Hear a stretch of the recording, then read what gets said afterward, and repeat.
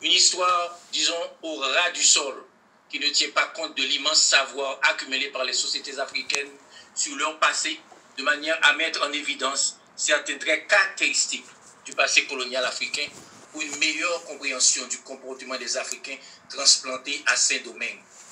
L'anthropologie historique est représentative de cette valorisation de l'autre ordinaire. C'est une démarche qui donne accès aux structures profondes de la société, aux expressions inconscientes de la vie sociale. Elle replace l'histoire au centre du langage théorique des sciences sociales. Cette méthode facilite l'ouverture de l'horizon de l'histoire en empruntant les perspectives et les méthodes d'autres sciences sociales. L'enjeu de la démarche est plutôt d'inscrire dans une longue durée culturelle certains éléments de la réalité historique et d'en esquisser une généalogie historique crédible. Et l'anthropologie se tourne vers le passé sans prétendre à quelques compétences dans un domaine qui n'est pas le sien, bien entendu. À cet égard, nous pouvons commencer par un examen de l'historiographie d'Haïti Tomé concernant l'examen critique du récit épique de la révolution africaine à Saint-Domingue. La production historique du pays commence avec Thomas Madjou en 1847, Bobo et Ardouin, deux pionniers de l'historiographie haïtienne. Plus tard, les œuvres de Poléus Sano, Alfred Ménès-de-Mour, Antoine Michel s'inscrivent dans la perspective d'une histoire épique relative à une épopée d'aventuriers héroïques.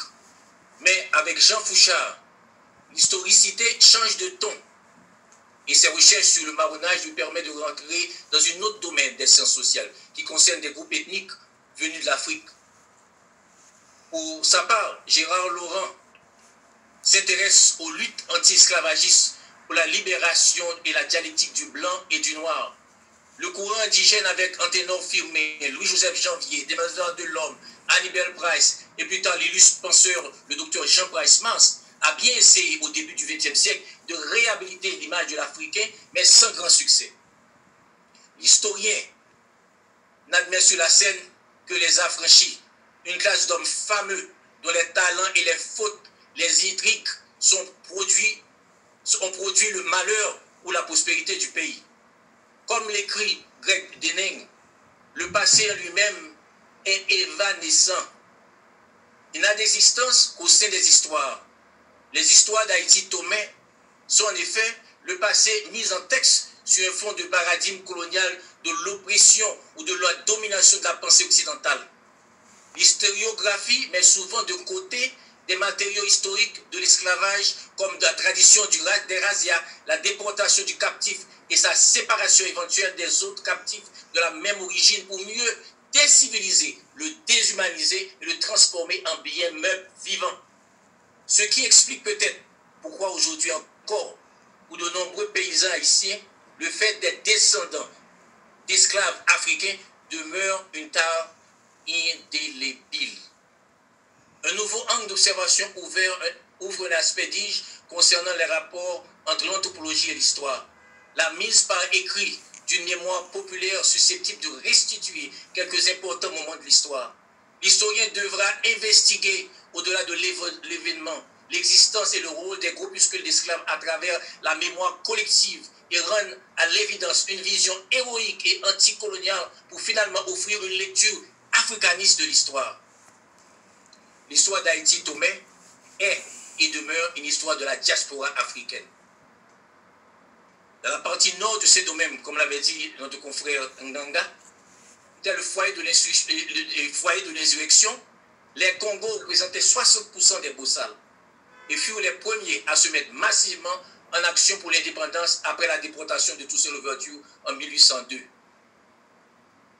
Ces Congos objectaient la suprématie des chefs créoles, des troupes coloniales considérées traites à la cause des Noirs. Le plus influent des chefs immigrés et insurgés du Nord, Jean-Baptiste Sans Souci, un Congo, grand concurrent de Dessalines avec Charles Belair et François Capois, fut le premier à se faire appeler général en chef. Dans l'imaginaire colonial du nègre créole, le terme Congo est une catégorie supra-ethnique, synonyme d'Africain ou de Bossal, et à qui le créole attribuait un droit naturel de supériorité. Et dans le cadre de la lutte entre chefs créoles et chefs africains pour une suprématie politique, il fallait ou les chefs créoles isoler les chefs de bandes africains des masses d'esclaves nés en Afrique, majoritaire dans la population des bandes d'insurgés. L'on obtient de cette approche anthropologique un récit différent des discours traditionnels sur la société haïtienne. Parmi les préoccupations anthropologiques apparaît en premier lieu les pratiques religieuses, aussi des pratiques religieuses justement. Aussi l'histoire des pratiques et conversions religieuses est inséparable de l'histoire politique et de l'histoire de la colonisation. Les récits et témoignages mythiques décrivant l'atmosphère bien particulière que confère l'omniprésence des pratiques religieuses africaines subissent une forte marginalisation. Ainsi, l'historien doit à tout prix éviter d'attribuer aux pratiques religieuses africaines des faits qui ne révèlent pas de la religion, mais qui ramènent plutôt à des intérêts temporels. Le christianisme était aux yeux des Africains, surtout des Congos, une source de puissance inédite. C'est ainsi que les Banganga, même nom que M. Nganga, le Banganga, et c'est pluriel, le singulier c'est Munganga, au contact avec la religion chrétienne, entreprirent, dis-je, d'adopter à des fins magico-religieuses l'iconographie européenne. Dans la société Congo, le crucifix, le Yowa, le crucifix était une véritable mystique sous le symbole Nganki, une sorte de réappropriation de la culture occidentale. L'Africain, à peine débarqué du bateau négrier, était baptisé d'office. Une initiation qui prétendait faire de lui l'adepte d'un nouvel ordre social. En effet, son initiation mystérique, ne fait pas disparaître une disposition déjà présente au fond de lui. Il n'a pas vraiment muté, mais sa nouvelle vie répond à un nouveau principe. Une servitude qui va conduire à une fatalité singulière, la rébellion.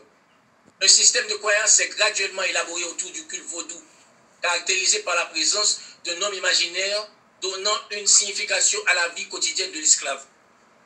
Chaque groupe ethnique a dû apprendre à subir des mutations et participer aux activités religieuses de tous, sous la tutelle d'Agbolissa, Agbolissa Badia, Dieu de tout le monde. Au Bénin, c'est Segbolissa, mais en Haïti, c'est Agbolissa, parce que c'est le Dieu de tout le monde. Cette osmose religieuse entraîna des changements considérables dans le mode de vénération de tel ou de tel vaudou. Les pratiques religieuses africaines restent et demeurent une source intarissable pour l'histoire. La rébellion des esclaves de Sédomène en 1791 ne présente aucune caractéristique d'une croisade religieuse, comme tout le monde essaie de le dire. Les révoltes ou insurrections des esclaves à Sédomène ne doivent pas être associées à des mouvements armés d'orientation religieuse. La pratique religieuse n'a fait que donner à l'esclave une fenêtre sur notre monde. La nouvelle appréciation de la cérémonie du Boakama ou Boakama nous interpelle et oblige à porter des corrections, des mises au point, particulièrement en ce qui concerne les élucubrations visant à déformer un récit historique.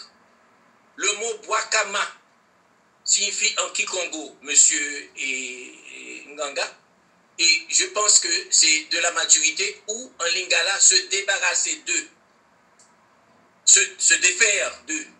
Il est utile et nécessaire de joindre aux données recueillies des récits historiques, des renseignements sur le pacte d'union dans la mort ou pacte de thème central de la cérémonie du Boakama ou Boakama et acte déclencheur de la rébellion des Africains à ces domaines. Il s'agit de domaines non exploités, un événement capital de l'histoire dont peu de données puissent être recueillies à l'avenir. Certains esprits plus remarquables, certains esprits d'une remarquable fertilité imaginative, inscrivent le pacte dans un contexte de magie maléfique et dangereuse. Bien que ce simple contrat d'alliance et de fidélité a été proposé à nombre d'Occidentaux et mentionné dans les récits de voyage et d'exploration. Selon le missionnaire capucin Antonio Cavazzi, les cas de pacte d'union dans la mort, souvent conclus entre chrétiens et païens à la veille de l'Assomption, étaient fréquents pendant son séjour en Angola. Le contexte général de doute et d'inquiétude sur la cérémonie de Boakama pèse dans la réception de l'événement historique et contribue à son caractère mythique. Les historiens n'ont pas jusqu'ici apporté de réponse unanime à ce sujet au détriment de la jeunesse estudiantine. La rébellion des esclaves se déclencha à un moment où ces domaines connaît une richesse inégalée, des disparités criantes. Il n'a jamais eu de parenté politique entre la révolution abolitionniste des esclaves africains et le mouvement émancipateur des créoles affranchis et propriétaires d'esclaves. Ces nombreux chefs créoles sont loin d'être des héros tels que décrits dans l'histoire mythifiée et fantasmée. Jean-Jacques Dessalines, Henri Christophe, Maurice Papet, Leclerc, Vaucange, La Plume, Dommage, Néret, Dépêche, Paul Louverture, Dieudonné sont parmi les officiers les plus importants à avoir abandonné tout sur l'ouverture et se subordonner à l'armée expéditionnaire française pour, selon Leclerc, arrêter les révoltes des esclaves africains qui continuent avec Charles Belair, Sans Souci, Petit Noël, Silla et autres chefs de bande issus de l'armée de Toussaint. Ces généraux noirs et mulâtres se retournèrent contre Leclerc seulement en l'automne 1802, poussés par les bandes d'esclaves africains à reconnaître qu'ils obtiendraient leur salut en rejoignant les rebelles insurgés. Les historiens sont presque unanimes sur l'origine de l'appellation que les anciens esclaves choisirent pour nommer la nouvelle République nègre.